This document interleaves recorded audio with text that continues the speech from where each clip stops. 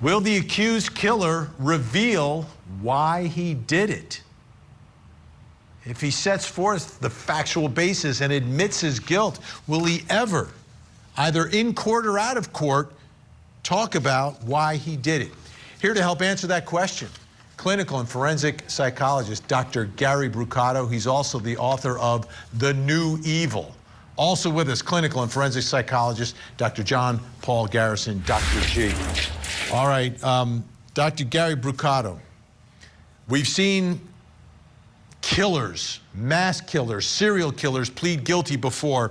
I just want to remind everyone about what happened when the BTK killer, or Dennis Rader, BTK, was in court for his guilty plea. What happened? Let's take a look. I told her that I used the ruse of being wanted. I was on the run. I needed food, car, warm up, and I asked her, I handcuffed her and kind of talked to her, told her that I would like to get some food, get her keys to her car, and kind of rest assured, talk with her a little bit, and calmed her down a little bit. And then eventually I checked, I think she was still handcuffed. I went back and checked out where the car was, stimulated getting some food, odds and ends in the house that I was leaving.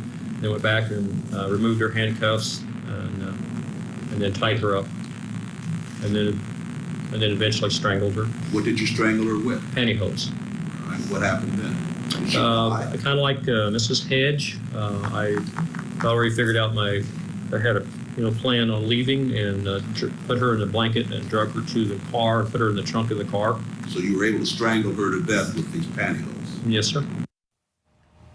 That was a shocking moment none of us are going to forget. And I just wanted to remind the folks at home what can happen at one of these plea hearings. What are your thoughts, Dr. Gary Brucato, about the accused Idaho 4 killer? Do you think he will ever reveal why he did it, either in court or in any other scenario? Well, what's a little complicated about the question is that we're not fully sure of the motive. We have something of a catch-22 there. If the motivation is similar to what it is that I've been speculating about for some years now, we would expect that this individual has motivations that look a lot more like those of a serial killer than somebody committing an isolated mass murder. With an individual of that type, giving them any forum in which they are, number one, expected to tell the truth, number two, given a chance to kind of relish in details, recall details publicly, receive attention, is always problematic.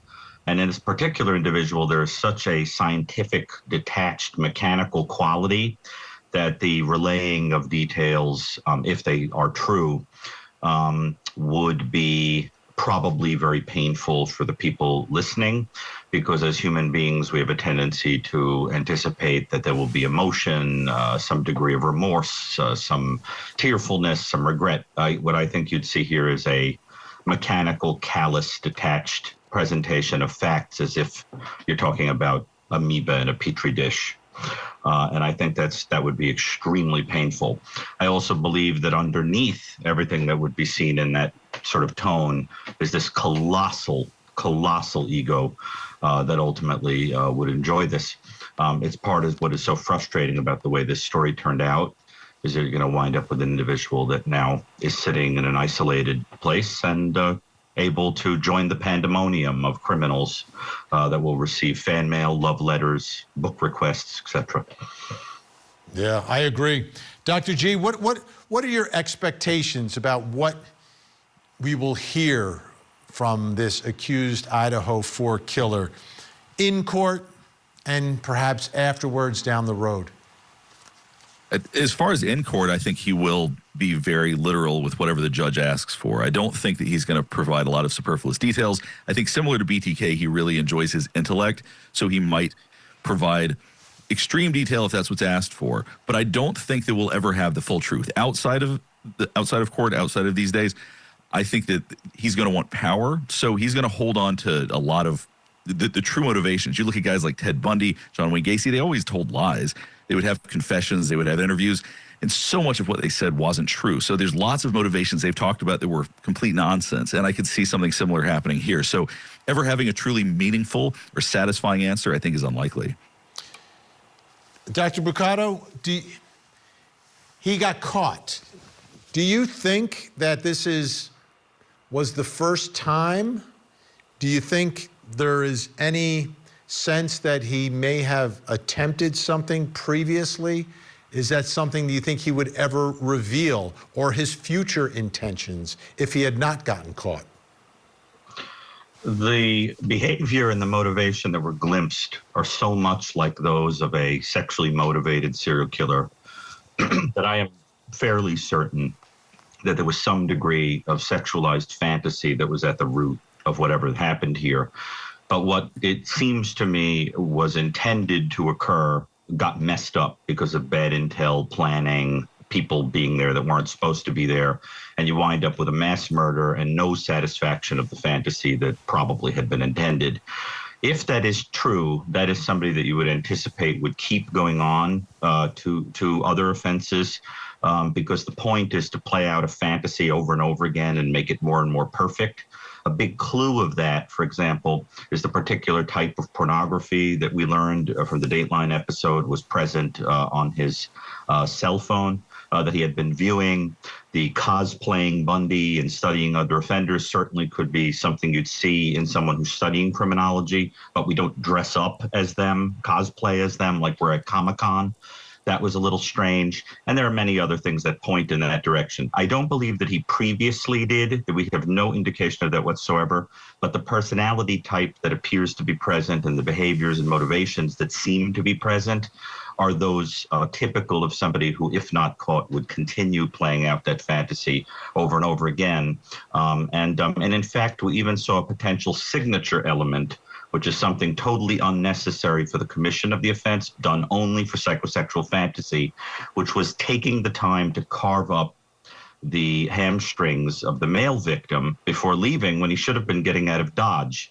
For those of us who are in the world of studying serial killers, we know that that was absolutely unnecessary beyond some kind of weird experimentation or hostility that a male messed up this sexualized fantasy, got in the way of the fantasy. So when we see those kind of signature elements and all of that, we start thinking this is a fantasy-driven thing, and you don't stop that. Dr. G, why do you think he decided, and it seems like he decided to take a deal once offered? Is it, do you think, fear of the firing squad? Do you think it's to be able to control the outcome to a certain extent? What do you think it is?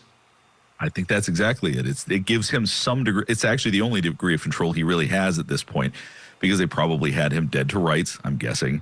And so at this point, I'm sure that there was the satisfaction of, okay, well, at least I get to decide my own fate, and at least I get to survive. A lot of people that would have committed something like this wouldn't be able to live with themselves. They probably wouldn't even care if they survived. But for somebody like this, survival is really his only drive at this point. So the idea of firing squad versus staying in prison forever, the idea of the death penalty is just beyond unacceptable to somebody like that.